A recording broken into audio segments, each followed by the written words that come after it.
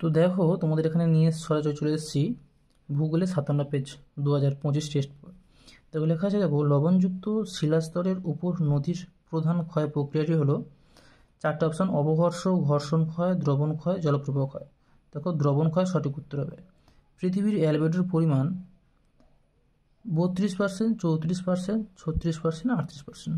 সঠিক উত্তর 34%। এরপরে তিনটা আছে, ক্যানিয়ন আই আকৃতির হওয়ার প্রধান কারণ নদীর পার্শ্বক্ষয়, নদীর খাড়া ঢাল, নদীর নিম্নক্ষয়, কোনোটাই নয়। সঠিক উত্তর হবে নদীর নিম্নক্ষয়। এরপরে চারটা আসছে, সম্পৃক্ত বায়ু যে বিষয়ের সাথে যুক্ত তা হলো কি? ক হচ্ছে বায়ুতে জলীয় বাষ্পের সর্বোচ্চ অবস্থান, ক্ষয়ের নির্দিষ্ট উষ্ণতায় বায়ুর সর্বোচ্চ জলীয় বাষ্প ধারণ ক্ষমতা, গ উষ্ণতা বৃদ্ধিতে জলীয় বাষ্পের ধারণ ক্ষমতা বৃদ্ধি, এবং ঘ দেওয়া আছে সঠিক উত্তর খ। আমি সঠিক তাড়াতাড়ি করার জন্য শুধুমাত্র সঠিক উত্তরটা বলে যাচ্ছে, যেন খ হবে। পাঁচেরটা হবে, একটি অগ্নি সঞ্চারক বর্জ্য পদার্থের নাম হচ্ছে মিথাইল। ছয়টা হবে, পশ্চিমঘাট পর্বতমালার সর্বোচ্চ শৃঙ্গের নাম, ক হবে আনাইমুদি। সাতেরটা হচ্ছে, পৃথিবীর সর্বাধিক উষ্ণতা ও সর্বাধিক বৃষ্টিপাত দেখা যায় নিরক্ষীয় জলবায়ুতে। আটটা হচ্ছে, বিশ্ব পরিবেশ দিবস পালিত হয় 5ই জুন। এরপর আসছে, বিশুদ্ধ কাঁচামাল ভিত্তিক শিল্প হলো কোন? বিশুদ্ধ কাঁচামাল শিল্প কোনটি হবে বলো? দেখো বিশুদ্ধ কাঁচামাল হচ্ছে বস্ত্র বয়ন শিল্প হবে। তারপরটা আসছে, ভারতের দীর্ঘতম জাতীয় সড়কপথটি হবে, এটা হবে NH44, এটা 48 আছে। এরপর আসছে, ভারতের উচ্চতম জলপ্রপাত কোনটি? সঠিক উত্তর হবে কুঞ্চিত কল। এরপর আসছে, বল উইভিল পোকার আক্রমণ ঘটে কোন গাছে? সঠিক উত্তর কার্পাস গাছে। 13টা আছে, 1.13, মৌসুমী বিস্ফোরণের ফলে কোন ঋতু সূচনা হয়? এটা হবে বর্ষাকাল।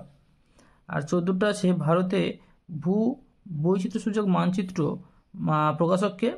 SOI, সার্ভে অফ ইন্ডিয়া, এটা গেছে। এরপরে দুইটা আছে, দেখো নিম্নলিখিত বাক্যগুলি শুদ্ধ হলে সু লিখবে, অশুদ্ধ হলে অ লিখবে। দেখো 6টি প্রশ্ন দিয়ে, দেখো নীল নদের বদ্বীপ পাখির পায়ের আঙুলের মতো হয়, এটা কী হবে? ভুল হবে। এটা কি সঠিক উত্তর কী হবে? ধনুক আকৃতির মতো হয়।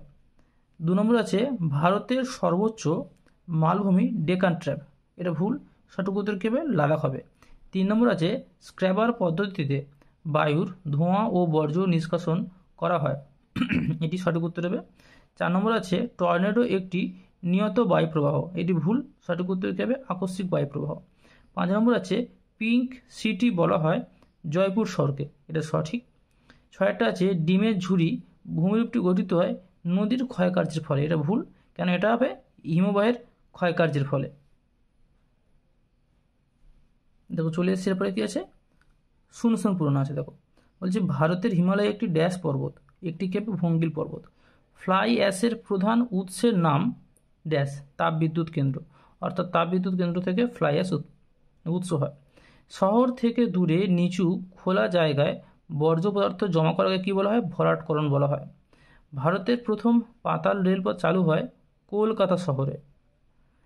ITCZ দেখা যায় নিরক্ষীয় অঞ্চলে। ব্ল্যাকফুট রোগ হয় আর্সেনিকের প্রভাবে। শীতকালে শিল্পাঞ্চলে জলীয় বাষ্প ঘনীভূত হয়ে ধূলিকণার সাথে মিশে তৈরি হয় ধোঁয়াশা।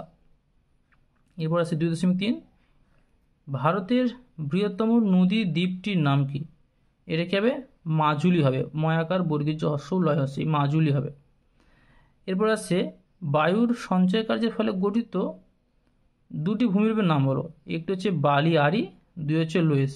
প্রথমটা হবে কি? বালিয়ারি, আর তারপরটা কী হবে? লোয়েস হবে। দুন উপত্যকা কাকে বলে? দেখো মানে 3টে আছে। দুন উপত্যকা কাকে বলে? ওয়াস্ট কি এবং বোলসন কি, এই 3টে একটু বড় লেখা আকৃতির, ওই জন্য এটা তোমাদের এই যে ভিডিও আছে, ভিডিওর শেষে দেওয়া আছে। এরপরে আছে, ভারতের মহাকাশ গবেষণা সংস্থার নাম ইসরো। ভারতের দক্ষিণতম বিন্দু কাকে বলা হয়? ইন্দিরা পয়েন্টকে ভারতের দক্ষিণতম বিন্দু বলা হয়। আর সোনালী তন্তু কাকে বলা হয়? কার্পাস বা তুলাকে সোনালী তন্তু বলা হয়। আবার বললাম, এই যে দুন উপত্যকা, ওয়াস্ট, বোলসন, 3টে যে একটু বড় আকৃতির প্রশ্ন আছে, এটা শেষে লিখে দেওয়া আছে। ইউট্রোফিকেশন কাকে বলে? মানে ইউট্রোফিকেশনের সঙ্গে এটা আছে, ডান দিকে বাম দিক মিলিয়া। ইউট্রোফিকেশন কী হবে? প্রাণীর মৃত্যু। নদীর সমভূমি প্রবাহ কী হবে? প্লাবনভূমি। কালবৈশাখী কী হবে? March April. আর ডক্টর সোয়াইন কী হবে? হারমাট্টান। এবার আসছি বড় প্রশ্নতে আসছি। দেখো শেষে আমরা 3টি বড় প্রশ্ন আলোচনা করেছি। দুন উপত্যকা কাকে বলে? দুন উপত্যকা বলতে পাহাড়ের মধ্যবর্তী সমতল বা নিচু ভূমিকে বোঝানো হয়। এটি পলি দ্বারা গঠিত হয়। দুন শব্দটি উত্তর ভারতের স্থানীয় ভাষাগুলি থেকে এসেছে, যার অর্থ হচ্ছে উপত্যকা। উদাহরণ দেরাদুন ভারতের উত্তরাখণ্ড রাজ্যের একটি বিখ্যাত দুন উপত্যকা। এটি শিবালিক এবং হিমালয়ের মধ্যবর্তী স্থানে অবস্থিত। দুন উপত্যকার ভূমি উর্বর এবং এগুলি কৃষি এবং বাসস্থানের নির্মাণের জন্য উপযুক্ত। এগুলি প্রাকৃতিক সৌন্দর্যের জন্য কিন্তু খুব বিখ্যাত। ইওয়াস্ট কি? ইওয়াস্ট বলতে বোঝানো হয়েছে ব্যবহৃত বা অপ্রয়োজনীয় ইলেকট্রনিক ডিভাইস বা সরঞ্জাম যেটা আর ব্যবহারযোগ্য নয় বা যেগুলিকে ফেলে দেওয়া হয়েছে। এটি ইলেকট্রনিক ওয়াস্টের সংক্ষিপ্ত রূপ। উদাহরণ computer, mobile phone, television, fridge, microwave, printer ইত্যাদি। বোলসন কি? বোলসন হলো একটি প্রাকৃতিক ভূগাঠনিক যা মূলত একটি নিচু ভূমি বা যেটা চারিদিক পর্বত বা উঁচু ভূখণ্ড দ্বারা বেষ্টিত হয়ে আছে। বোলসনগুলো সাধারণত মরুভূমি অঞ্চলে থাকে, যেমন উত্তর ও দক্ষিণ আমেরিকার কিছু অংশে, যেটা নিউ মেক্সিকো এবং টেক্সাস অঞ্চলে বেশ কয়েকটি কিন্তু বোলসন দেখতে পাওয়া যায়। এইরকমভাবে যদি পুরো টেস্ট পেপার শেষ করতে চাও ভূগোলের বা সমস্ত বিষয়ে, তাহলে অবশ্যই কিন্তু চ্যানেলটা সাবস্ক্রাইব করে রাখো এবং বন্ধুদের সাথে শেয়ার করো। আর বেল বাটনটা অবশ্যই ক্লিক করো, যাতে নতুন ভিডিওগুলো দিলেই সঙ্গে সঙ্গে তুমি পেয়ে যাও। দেখা হচ্ছে পরের ভিডিওতে। Thank you. এছাড়া প্লেলিস্ট চেক করো, সমস্ত রকমের ভিডিও এখানে তুমি পেয়ে যাবে।